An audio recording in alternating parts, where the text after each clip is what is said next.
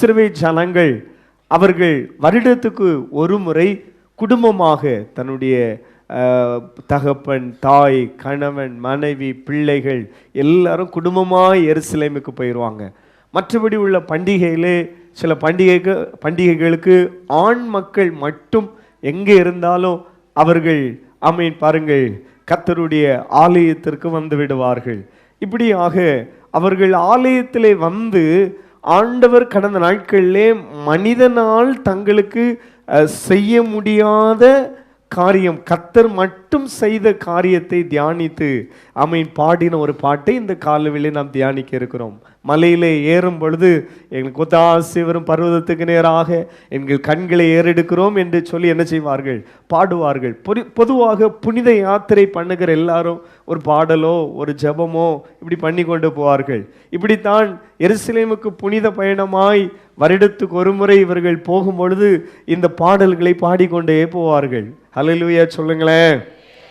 மனிதனால் வருகிற ஆபத்து, மிருக ஜீவன்கள்னாலே வருகிற ஆபத்து, இயற்கைகள், நாச மோசங்கள், எல்லா இன்சிடென்ட்ஸ், விபத்துகளுக்கு விலக்கி இன்றைக்கும் நாம் பாதுகாக்கப்படும்படியாய் நம்முடைய பிரயாணங்களிலே அதிகமாய் இந்த 121வது சங்கீதங்களை அறிக்கை பண்ணுங்கள். அல்லேலூயா சொல்லுங்களேன். அவர் இந்த சங்கீதத்தில் திரும்ப திரும்ப வருகிற ஒரு வார்த்தை பாருங்கள், அவர் காக்கிறவர். Praise God. இஸ்ரவேலை காக்கிறவர். அவர் தூங்குவதும் இல்லை, உறங்குவதும் இல்லை. ஆமென். அல்லேலூயா. இப்போ வெளிநாட்டுக்கு, வெளி இடத்திற்கு படிக்க, வேலைக்கு அப்படி போகிற நாள் நம்ம ஜெபம் பண்ணுவோம் பார்த்தீங்களா? அப்புறம் மறந்துடக்கூடாது. திரும்ப அவங்க சந்தோஷமா வீட்டுக்கு வர்றது வரை ஸ்தோத்திரம் பண்ணணும் டெய்லி. ஆமென். ஒரு அல்லேலூயா சொல்லுங்களேன்.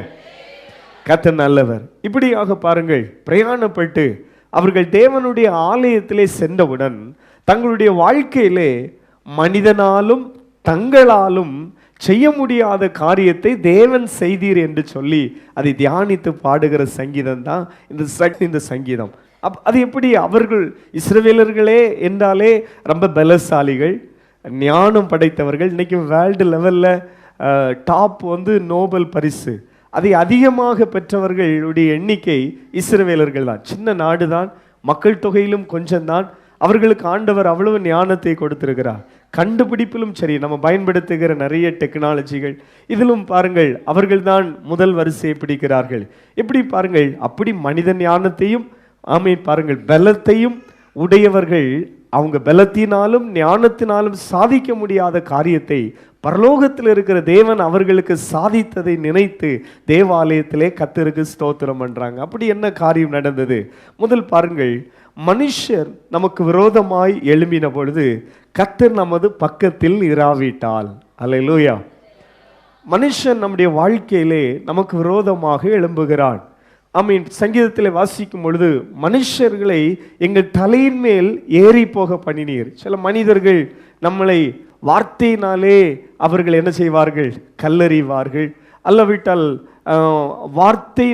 அல்லவிட்டால் நாவு கூர்மையான அம்பு. அந்த நாவனுடைய அந்த அம்பு, வார்த்தைங்கிற அம்பை எடுத்தே நம்முடைய இதயத்தை என்ன செய்திருவாங்க? சிதைத்து விடுவார்கள். மனிதர்கள் நமக்கு விரோதமாக எழும்புகிறார்கள். பைபிளை நாம் பார்க்கும் பொழுது அது ஆதி ஆகமத்திலிருந்து வெளிப்படுத்தின விசேஷம் வரை பார்க்கும் பொழுது தேவ ஜனத்துக்கு விரோதமாகவும், அபிஷேகம் பண்ணப்பட்ட பிள்ளைகளுக்கு விரோதமாகவும், கர்த்தரால் அழைக்கப்பட்டவர்களுக்கு விரோதமாகவும் மனுஷர்களும் எழும்புகிறதை பார்க்கிறோம். ஆனால் பாருங்கள், கர்த்தர் நம்மளை பொல்லாத மனுஷருடைய கைக்கும் நம்மளை நீங்களாக்கி விடுவிக்கிறார், சாத்தானுடைய கைக்கும் நீங்களாக்கி விடுவிக்கிறார். அப்ப இவர்களுக்கு ஒரு காரியம் இப்பொழுது வெளிப்படுகிறது. மனுஷர் நமக்கு விரோதமாக எழும்பின பொழுது கர்த்தர் நம்முடைய பட்சத்தில் இராவிட்டால். அல்லேலூயா. சத்தமா ஒரு அல்லேலூயா சொல்லுங்களேன். பொதுவாக நாம் இங்கே ஒவ்வொரு ஞாயிறும் சங்கீதங்களை வாசிக்கிறது போல இஸ்ரவேல் சபையார் கூடி வரும் பொழுதெல்லாம் சில சங்கீதங்களை வாசிப்பார்கள்.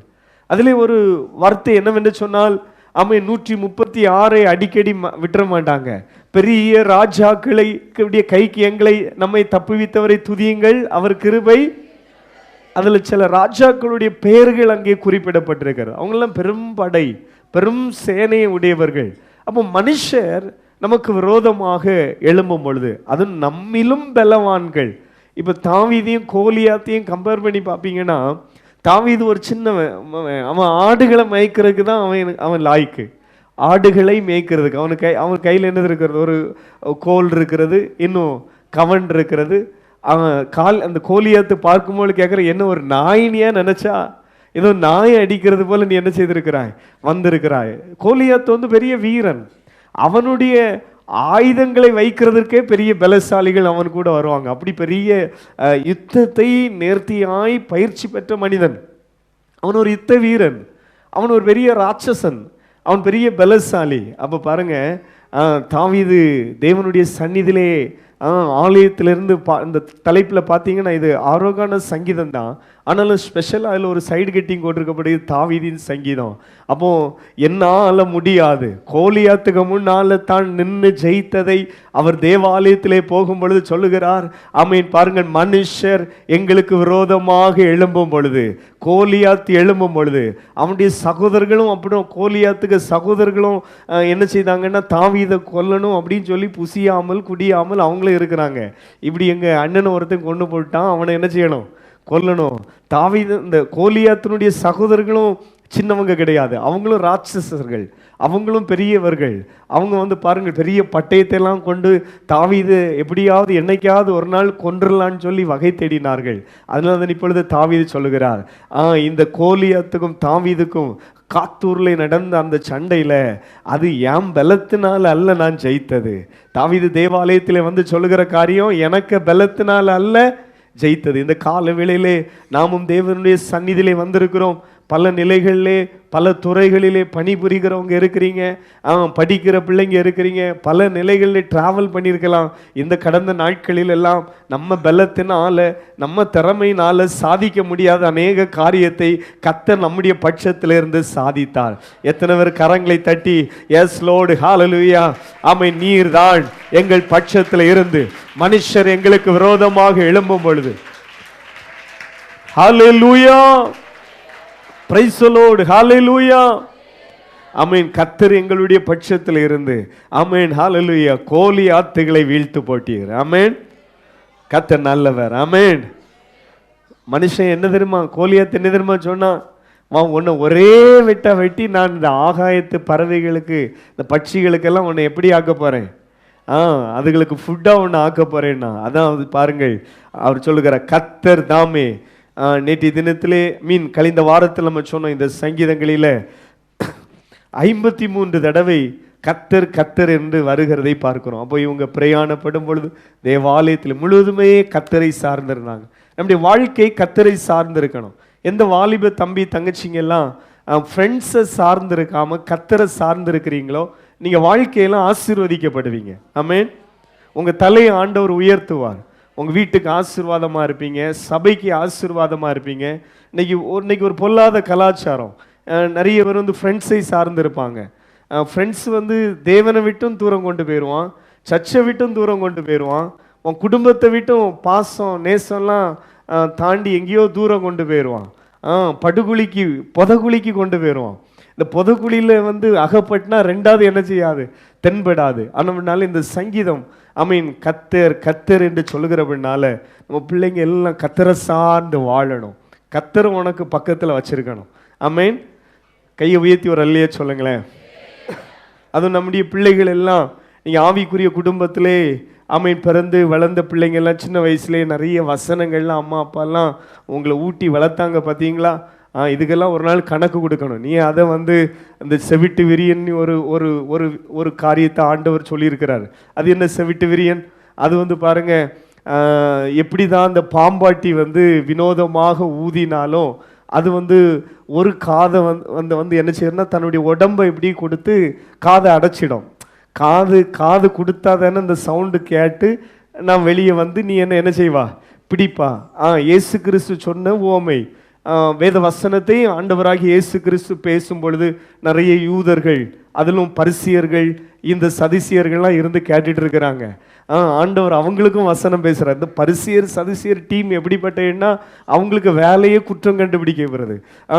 இந்த ஒருத்தன் பிரசங்கம் பண்ணி முடிச்ச உடனே இதுல என்ன குற்றம்லாம் இருந்தது, ஸ்தேவானை கல்லறிகிறதுக்கு காரணம் அவன் பண்ணின பிரசங்கத்துல நிறைய குற்றங்கள் இல்லையே, இது இப்படிலாம் நடந்தது அப்படிலாம் நடந்துட்டு தான் உடனே தேவதூசனம் சொல்லுகிறாயின்னு சொல்லி கல்லறிந்தாங்க. அப்போ அதுவும் வந்து பிரமாணங்கள் எல்லாம் எங்க வச்சிருப்பாங்கன்னா தன்னுடைய கைக்குள்ளே வச்சுட்டு தான் இருப்பாங்க. ஏதாவது டவுட்னா உடனே என்ன செய்திருவாங்க, இப்படி லைன் பை லைன், இல்லையே இது மோசேயின் ஆகமம் இப்படிலாம் சொல்லுது. அப்படிப்பட்ட ஆட்கள் மத்தியில் சிங்கம், யூத ராஜ சிங்கம் கர்ச்சித்தது. ஆமென். இயேசு கிறிஸ்து பேசினார். அப்போ அதில் இவர் வசனத்தை கொஞ்சம் பேசும்பொழுது, சத்தியத்தை பேசும்பொழுது காதை வசமாக அடைச்சிடுவாங்க, அதை உள்ள வாங்க மாட்டாங்க. இது நமக்கு தான் என்ன செய்கிறாரு, பேசுகிறாரு. இதே போல் சின்ன ஆவியானவர் சொல்கிற ஒரு விஷயம், சில பிள்ளைங்கள்லாம் நீங்கள் ஆவிக்குரிய குடும்பங்களில் வளர்க்கப்பட்ட பிள்ளைகள், உங்கள் காதில் உங்கள் அம்மா அப்பா எப்படி உணவை சின்ன பிள்ளைங்களை ஊட்டி ஊட்டி கொடுத்தாங்களோ அதே போல் வசனங்களையும் ஆண்டவருக்குரிய காரியங்களையும் உங்களை ஊட்டுனாங்க. இன்னைக்கு நீ வசனம் உனக்குள்ள கிரியை செய்ய முடியாதபடிக்கு நீ காதை அடைப்பான்னு நினச்சிடுங்க. உனக்கு நிலைதான் பரிதபிக்கப்படுகிற நிலையில நீ தான் தள்ளப்படுவாய். ஒரு அல்லேலூயா சொல்லுங்களேன், சத்தமா அல்லேலூயா சொல்லுங்களேன். உங்க அம்மா அப்பாவுக்கு ஒரு ஃபால்ட்டும் வராது, அவங்கள ஆண்டவர் எப்படி நடத்தணுமோ அதை கண்டிப்பாக அவங்கள நடத்தி முடிப்பார். சபைக்கு எந்த ஃபால்ட்டும் இருக்காது. நீ இல்லாட்டு உன் ஸ்தானத்தில் இன்னொரு ஆளை கொண்டு வந்து ஆண்டவர் அந்த சபையிலும் அந்த காரியத்தை நேர்த்தியாய் நடத்தி முடிப்பார். எத்தனை பேர் ஆமென் சொல்றீங்க? அல்லேலூயா. நீ தான் அந்த ஸ்தானத்தை இழப்பாய். 12 பேர்ல ஒருவன் அந்த யூதாஸ் அவனுடைய ஸ்தானத்தை இழந்தான். அதுக்கு ஆண்டவர் வந்து வேறொரு நபர் என்ன செய்தார், தெரிந்தெடுத்தார். இப்போ நீ உன்னுடைய ஆண்டவர் உன்னை வைத்திருக்கிற அந்த பொசிஷன், அந்த ஸ்தானத்தை நீ இழந்து விடக்கூடாது. நீ ஒரு நல்ல ஒரு ஆவிக்குரியவன், ஆவிக்குரிய குடும்பங்கள்லே வளர்ந்த பிள்ளைகள், அதனால வசனத்துக்கு நல்ல செவி கொடுக்கணும். கவனிங்கள். அப்போ தாவீது இந்த விஷயத்தை நாம் பார்க்கும் பொழுது, கர்த்தர் நம்முடைய பக்கத்தில் இராவிட்டால், இது ஏன் சொன்னேன்னா, இந்த சங்கீதங்களை திரும்ப திரும்ப என்ன வார்த்தை வருது தம்பிங்க சொல்லுங்கம்மா, என்ன வார்த்தை வருது? கர்த்தர். சொல்லுங்க வாங்கி திறந்து. அப்போ நம்ம யாரெல்லாம் சார்ந்து இருக்கணும்னா, உலகத்தையோ நண்பர்களையோ அல்ல, யாரை சார்ந்து இருக்கணும்? பிள்ளைங்க எல்லாம் சத்தமா சொல்லுங்க, யார? எல்லாரும் சேர்ந்து சொல்லுங்களேன், யாரை சார்ந்து இருக்கணும்? கர்த்தரை. கர்த்தரை சார்ந்து இருக்கிற பிள்ளைகளுக்காக கர்த்தரை ஸ்தோத்திரம் பண்றேன். ஆண்டவர் உங்களை ஒரு நாளும் கைவிட மாட்டார். கர்த்தரை சார்ந்து இருக்கணும். Praise God. அப்போ கர்த்தர் தாமே நமது பக்கத்தில் இராவிட்டால், அவர்கள் கோபம் நம்மேல் எரிகையிலே நம்மை உயிரோடு விழுங்கியிருப்பார்கள். நம்முடைய வாழ்க்கையில் மனுஷன் நமக்கு விரோதமாக, அந்த நிறையவருடைய வாழ்க்கையில் உங்களுக்கு அந்த அனுபவம் இருக்கும். நான்லாம் மனுஷன் எனக்கு விரோதமாக அப்படி மாம்சத்தில் எழும்பி நின்றதையும் முகமுகமாக ஃபேஸ் பண்ணியிருக்கிறேன். எனக்கு மறைமுகமாக இருந்து செயல்படுகிறதையும் ஃபேஸ் டு ஃபேஸ் சந்தித்திருக்கிறேன். மனுஷர் எனக்கு விரோதமாக எழும்பினதை ரட்சிக்கப்படுறதுக்கு முன்னாலும் ரட்சிக்கப்பட்ட பின்பும் பல நாள் அதை அனுபவித்து வேதனைகளும் கண்ணீரிலும் கர்த்தர் தான் எனக்கு அடைக்கலாம். அல்லேலூயா. கர்த்தர் மட்டும் என் பக்கத்தில் இராவிட்டால் அவங்க என்னை எப்படி விழுங்கியிருப்பாங்க? இந்த அனகொண்டான்னு ஒரு பாம்பு உண்டு, பார்த்துருக்கீங்களாடா? ஏதாவது பிக்சர்லையா பார்த்துருப்பீங்க. அது எத்தனை ஆளை வேண்டாலும் என்ன செய்யுமா, ஒழுங்கிட்டே இருக்குமா. அவ்வளோ நீளம், அவ்வளோ உருண்டை. இதே போல தான் நீங்கள் நினைக்கலாம், அங்கே இருக்கிற உங்கள் கையில் ஒரு சால்ட் சொல்லுங்கன்னு சொல்லுங்கள். ஆமாம் ஐயா, என் வாழ்க்கையிலும் மனுஷர் எனக்கு விரோதமாக எழும்பினது உண்டு. சில பிள்ளைங்களுக்கு அந்த ஸ்டடி டைம்லேயே அப்படி இருக்கும், சிலவங்களுக்கு ஜாபில் அப்படி இருக்கும், அளவிட்டால் சிலவங்களுக்கு வசிக்கிற பகுதியில், பிஸ்னஸில், போட்டியில், பொறாமையில், பல நிலைகளில் மனுஷன் நமக்கு விரோதமாக எழும்புவார்கள். ஆனாலும் அன்பு தேவ பிள்ளைகளே, அதில் ஒரு ரகசியம் என்னன்னா, கர்த்தரை நாம் சார்ந்து கொள்வோமே ஆனால் கர்த்தர் நமக்கு ஜெயத்தை தருவார். ஆமென். சத்தமா ஒரு அல்லேலூயா சொல்லுங்களேன். யார மனுஷன் நமக்கு விரோதமாக எழும்பும் பொழுது நாம் யாரை சார்ந்து கொள்ளணும்? கர்த்தரை. அல்லேலூயா. அபிஷேகம் பெற்ற தாவீது சொல்லுகிறார், நீ பட்டயத்தோடும் ஈட்டியோடும் என்ன செய்கிறாய்? வருகிறாய். ஆனால் நான் எப்படி தெரியுமா வர்றேன்? நீ ஒரு நாமத்தை நிந்திக்கிறாள், அந்த நாமத்திலே நான் வருகிறேன். இஸ்ரவேலின் தேவனை கோலியாத் நிந்தித்தான், சபித்தான். நீ நிந்திக்கிற சேனைகளுடைய கர்த்தருடைய நாமத்தில் நான் வந்திருக்கிறேன் ஐயா. கர்த்தர் வந்து பட்டயத்தினாலும் ஈட்டினாலும் ரட்சிக்கிறவர் அல்ல என்கிறதை இன்றைக்கு என்ன செய்ய பண்ண போகிறார்? விளங்க பண்ணுகிறார். மனுஷர் எனக்கு விரோதமாக எழும்பியிருக்கிறார்களே என்று சொல்லி கலக்கத்தோடு வந்திருக்கிற தேவ பிள்ளையே, கர்த்தரை சார்ந்து கொள்ளுங்கள். அல்லேலூயா. பலன் உள்ளவனுக்காகிலும் பலன் இல்லாதவனுக்காகிலும் உதவி செய்வது அவருக்கு லேசான காரியம். அப்போ கர்த்தர் நம்முடைய பட்சத்திலே இருந்தபடினால் மட்டும்தான் சிலருடைய கோபம், சிலருடைய எரிச்சல்கள் நம்ம மேலே வரும் பொழுது ஆண்டவர் அவைகளுக்கு நம்மளை விலக்கி பாதுகாத்தார். Praise God. அல்லேலூயா. அடுத்தது பாருங்கள், அவர்கள் கோபம் நம்மேல் எரிகையில் நம்மை உயிரோடு விழுங்கி இருப்பார்கள். அப்பொழுது தண்ணீர்கள் நம்மேல் பாய்ந்து வெள்ளங்கள் நமது ஆத்துமா மேல் என்ன செய்திருக்கும்? பெருகி இருக்கும். கீழே வாசிக்கிறோம். அடுத்ததாக 6வது வசனத்துக்கு வந்துடும். நம்மை அவருடைய பற்களுக்கு இரையாக ஒப்புக்கொடாது இருக்கிற கர்த்தருக்கு பிரைஸ் தி லார்ட். அல்லேலூயா. சிலவங்க ஏன் சர்ச்சில் வந்தா நிறைய ஸ்தோத்திரம் ஸ்தோத்திரம் ஸ்தோத்திரம் ஸ்தோத்திரம் சொல்றாங்கன்னா இது எல்லாம் நினைச்சுதான். ஆண்டவரே, மனுஷர் எங்களுக்கு விரோதமாக எழும்பும் பொழுது அவர்களுடைய பற்களுக்கு எங்களுக்கு இரையாக ஒப்பு கொடுக்காமல் இருக்கிற கர்த்தருக்கு, எல்லாரும் சொல்லுங்களேன், கர்த்தருக்கு ஆமென். அல்லேலூயா. சாத்தான் ரொம்ப தந்திரசாலி. சாத்தானுடைய வலையில சிலவங்க அகப்பட்டு விடுவாங்க. சாத்தான் வந்து பாருங்கள், பல நிலைகளிலே அவன் பலவிதமான பிரச்சனைகளை சில குடும்பங்களுக்கு விரோதமாக அவன் எய்து கொண்டே இருப்பான். அதுவும் எந்தெந்த குடும்பங்களில் தேவ திட்டங்கள் இருக்கிறதோ அந்த குடும்பங்களில் நீங்கள் புரிந்துடணும். சில நேரம் பிரச்சனைக்கு மேலே பிரச்சனை வந்துட்டே இருக்குதா, ஏதோ ஒரு தேவ திட்டம் என் வாழ்க்கையில் இருக்குது. அதை நீங்கள் அடையாளம் கண்டு கொண்டு ஜெபத்திலே உங்கள் நேரத்தை கொஞ்சம் செலவிட வேண்டும். ஜெபம் எப்பொழுதுமே நம்மளை சோதனைக்கு விலக்கி காக்கும். ஜெபம் எப்பொழுதுமே சாத்தானுடைய அந்த தீமைக்கு, அந்த ஆயுதங்களுக்கு நம்மளை விலக்கி காக்கும். ஒரு அல்லேலூயா சொல்லுங்களேன். அப்போ ஏன் சிலர் ஜெப வீட்டில் வந்து சோத்திரம் சோத்திரம் சொல்லிட்டு இருக்கிறாங்கன்னா, கடந்த நாட்களிலே மனுஷன் நமக்கு விரோதமாக வந்தது போல சில வியாதிகள் வந்திருக்கும், சில வலிகள் பயங்கரமாக வந்திருக்கும். ஹாஸ்பிட்டல் போகணுமோ, ஸ்கேன் எடுக்க வேண்டி வருமோ, அல்லவிட்ட ஆப்ரேஷன், நம்ம இந்த திங்கிங் அங்கே எங்கேயோ போயிடும் பார்த்துருக்கேன். அதையும் தாண்டி போயிடும். அங்கே வந்தது எதுவாக தான் இருக்கும், ஒரு சின்ன பெயின். நமக்கு அந்த அர்த்தத்தில் ஒருவேளை நான் அதையும் தாண்டி யோசிச்சுருவாங்க, ஒருவேளை நான் என்ன செய்து விடுவேனோ. சொல்ல மாட்டேங்கிறீங்க. மனசுக்குள்ள சிலவங்களுக்கு அப்படியெல்லாம் ஓடிடும். இப்போ அதையெல்லாம் தாண்டி திடீர்னு அந்த வியாதி என்ன செய்யிட்டு, வியாதி போயிட்டு. இப்போ அப்படிப்பட்டவங்க தான் சர்ச்சில் வந்தா சோத்திரம் சோத்திரம் சோத்திரம்.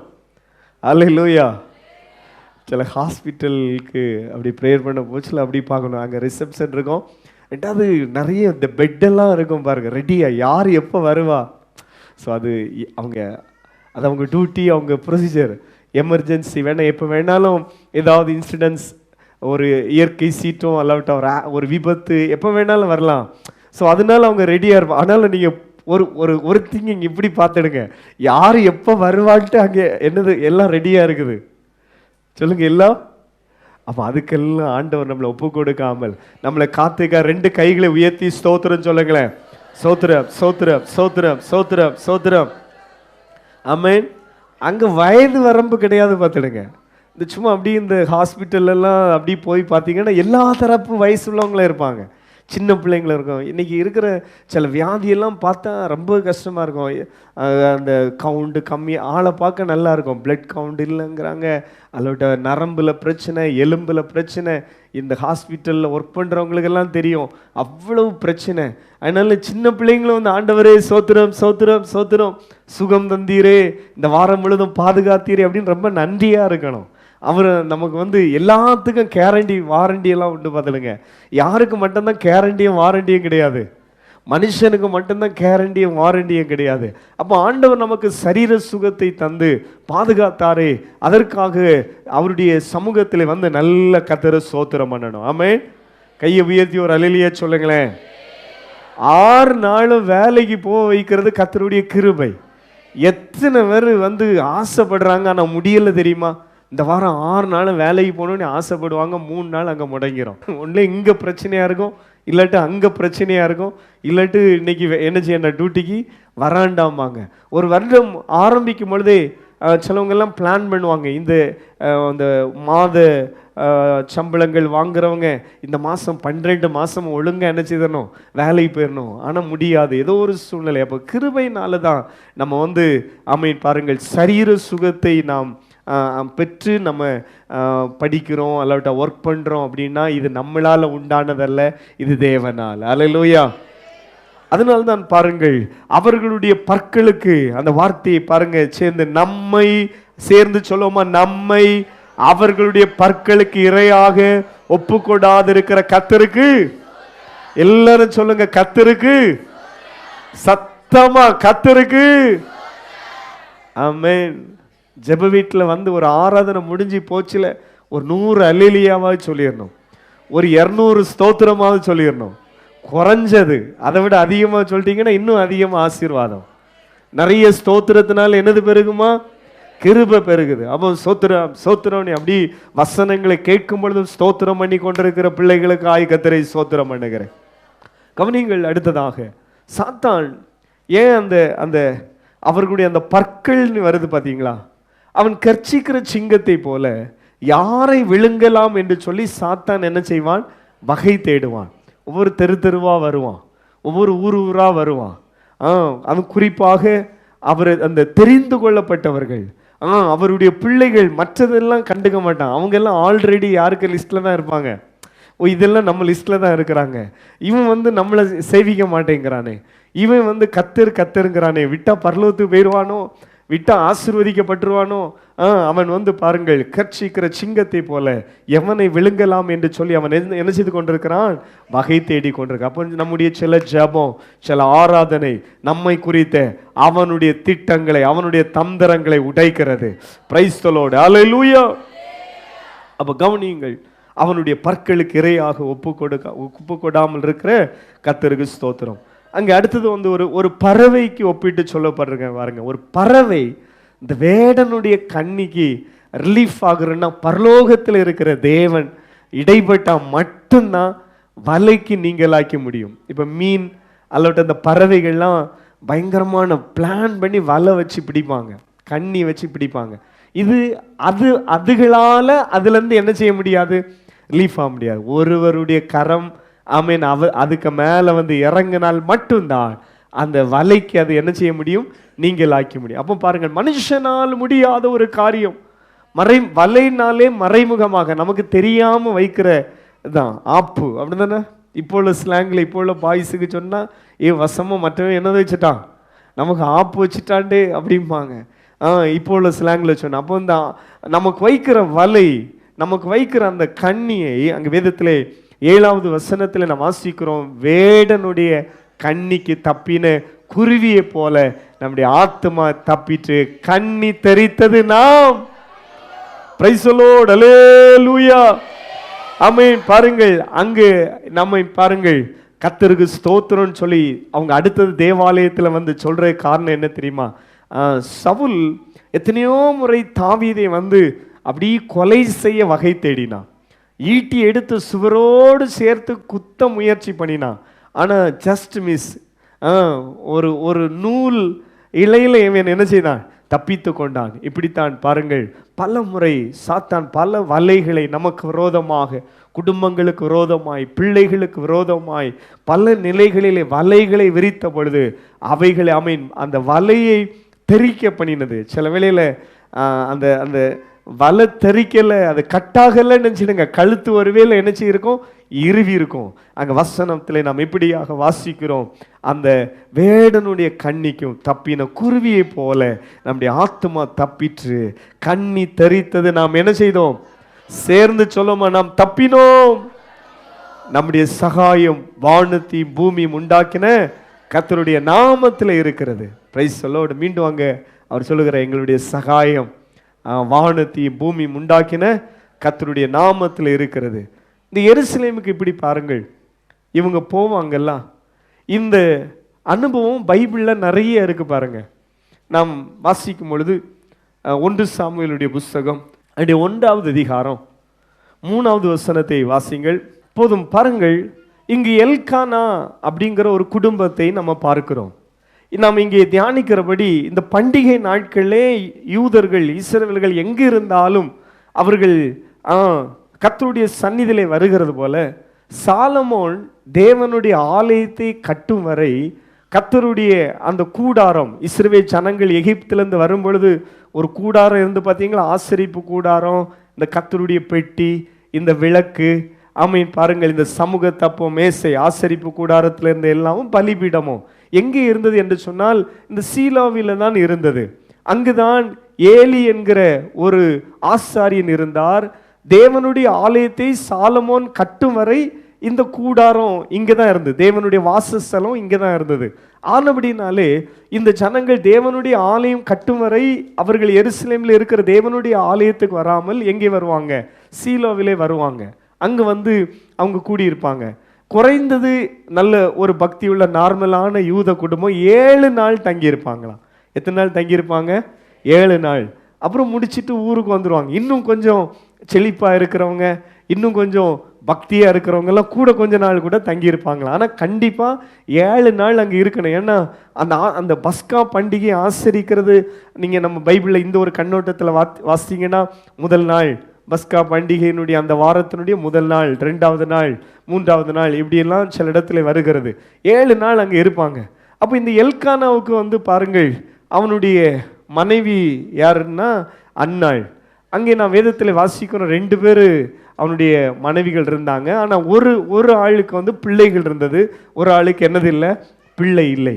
அந்த வசனத்தை அடுத்ததாக நாம் அதை வாசிக்கிறோம். இப்படி பாருங்கள், அவர்கள் சந்தோஷமாய் அங்கே புசித்து எல்லா வருஷந்தோறும் நடக்கிற ஒரு விஷயம் இருக்கும் பொழுது அடுத்த வார்த்தையை நான் வாசிக்கிறோம் 5. இப்போ அன்னாளுடைய வாழ்க்கையிலே அவளுக்கு ஒரு மனுஷன் அவளுக்கு விரோதமாக என்ன செய்கிறான், எழும்புகிறான். அவளை வந்து பாருங்கள், அவளை மிகவும் விசனப்படுத்துவாள். தனக்கு பிள்ளை இருக்கிறதை பாருங்கள் அப்படி காண்பித்து அவளை மலடி அளவிட்டால் பல வார்த்தைகளை சொல்லி, அப்படிப்பட்ட வேதனையிலே கடக்கிறவங்களுக்கு தான் அந்த பெயின் தெரியும். சில இடங்களிலே போகும் பொழுது சிலர் வந்து ஒதுக்கி வைப்பாங்க, சில இடங்களிலே போகும் பொழுது சில காது கேட்கும்படியாகவே நிந்தையான வார்த்தைகளை பேசிடுவாங்க. இப்படி தான் அன்னாள் வந்து பாருங்க, அவள் மிகவும் விசனப்பட்டாள், அவளால் அங்கே இருக்க முடியலை. ஆனால் பாருங்கள், அடுத்த வார்த்தையில் நம்ம வாசிக்கிறோம், அவள் கர்த்தருடைய ஆலயத்திற்கு போகும் சமயத்தில் அவன் வருஷந்தோறும் அந்த பிரகாரமாகவே செய்வான்.